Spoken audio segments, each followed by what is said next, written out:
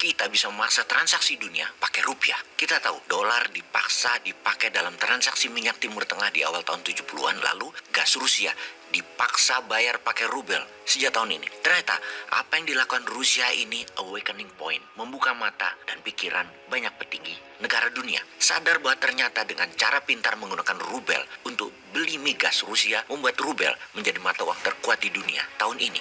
Ini semua membangun kesadaran dan kita mendapatkan mengapa selama 40 tahunan dolar yang menjadi raja transaksi dunia. Kesadaran yang paling penting adalah dolar mulai ada lawannya dan ternyata bisa dilawan. Itu kata yang penting, yaitu dolar bisa dilawan. Kita detailkan masalah penggunaan currency selain dolar. Dalam alat tukar, kunci persyaratannya apa saja sehingga kita bisa membuat rupiah berdaulat. Indonesia menang. Kayak kampanye aja nih bosman. Ada 3 istilah bernegara di dalam memandang negara lain. 1, negara teman. 2, negara sekutu. Dan 3, negara musuh. Negara sekutu tidak akan pernah mengkhianati negara sekutunya atau mitranya. Tapi kalau negara teman, ya suka-suka mereka. Mana yang menguntungkan negaranya, yaitu yang didahulukan. Untuk menjadi negara kuat, kita harus punya sekutu. Dan pilihlah sekutu yang saling isi kekurangan dan kelebihan untuk keuntungan para pihak yang sama. Kita andaikan dengan cerita wayang. Ketika dua belah pihak Pandawa dan Kurawa akan perang, dua belah pihak mencari bolo atau sekutu. Mereka bertanya, apakah negara Cedi ikut Pandawa atau Kurawa? Apakah Jenggala ikut Pandawa atau Kurawa? Selain negara-negara, mereka juga mencari leader. Apakah Sri Kresna ikut Pandawa atau Kurawa? Apakah Adipati Karna ikut Pandawa atau Kurawa? Mencari bolo atau sekutu terlebih dahulu, itu hal penting. Apa jadinya kalau tidak ada yang mendukung negara Anda? Ya runyam, sok-sokan mau melawan, sok-sokan mau independen, tapi gak punya sekutu. Ya gak bisa begitu.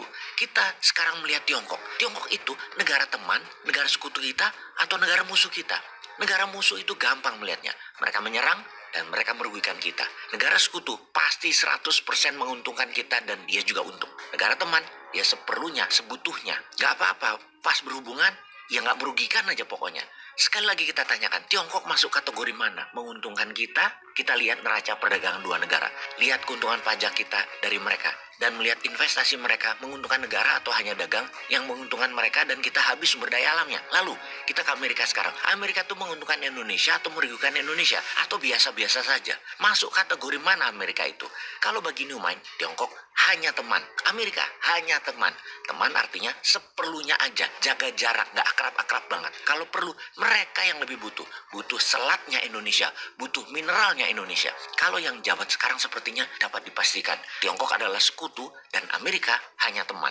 Namun pendapat umum banyak juga yang berpendapat harusnya Tiongkok itu musuh, Amerika itu musuh. Ada juga yang begitu. Ada juga yang berpendapat kita harus bersekutu dengan Amerika dan Tiongkok adalah musuh kita karena Tiongkok komunis. Ya banyak juga yang berpendapat seperti itu. Apapun itu, bernegara haruslah kelas dunia pemimpinnya agar tepat menggunakan negara mitra, negara tetangga, kekuatan geografi, kekuatan sumber daya alam, meningkatkan sumber daya manusia. Semua harus tepat dan cepat. Kalau tidak, negara seperti Tiongkok bisa membungkus diri seakan-akan sekutu, tapi disedot habis kekayaan alam Indonesia. Devisa negara kesedot, pajak nggak dapat, aset hilang. Itu sekutu dari mana? Atau Amerika berteman tapi merugikan sumber daya alam Indonesia. Lah ngapain berteman? Ngapain bersekutu?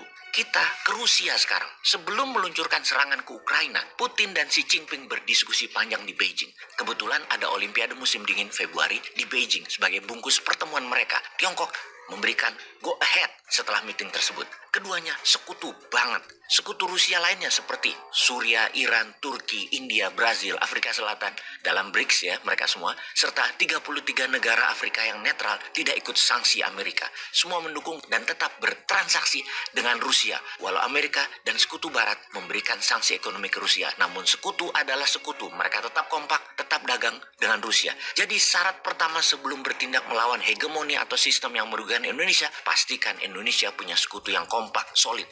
Bina persekutuan ini tidak dalam setahun, 2 tahun, puluhan tahun. ASEAN bisakah jadi sekutu? Mungkin itu digarap terlebih dahulu. Lalu masalah produksi. Indonesia harus independen kebutuhan pangan dan energi dalam negeri 120%.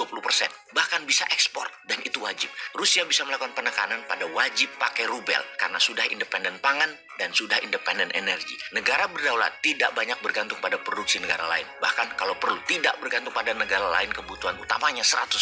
Bergantung atau berhubungan hanya dengan negara sekutu untuk pemenuhan kebutuhan. Terakhir, punya barang atau sumber daya kompetitif atau absolut sehingga banyak negara bergantung pada kita. Misalnya, ketika sumber daya tanah jarang atau rare earth Indonesia sudah menguasai dunia. Dunia bergantung pada thorium Indonesia untuk listrik tenaga nuklir, tergantung pada neodymium dan lain sebagainya pada Indonesia. Dunia bergantung pada noble metal Indonesia, rhodium, osmium, palladium dan lain sebagainya. Ketiga hal itu ada, yaitu Indonesia punya sekutu, Indonesia independen energi dan pangan, Indonesia punya produk kompetitif dan produktif. Maka Indonesia bisa menyatakan mulai sekarang beli logam tanah jarang, thorium, neodymium, noble metal, precious group metal, semua bayar pakai rupiah ya.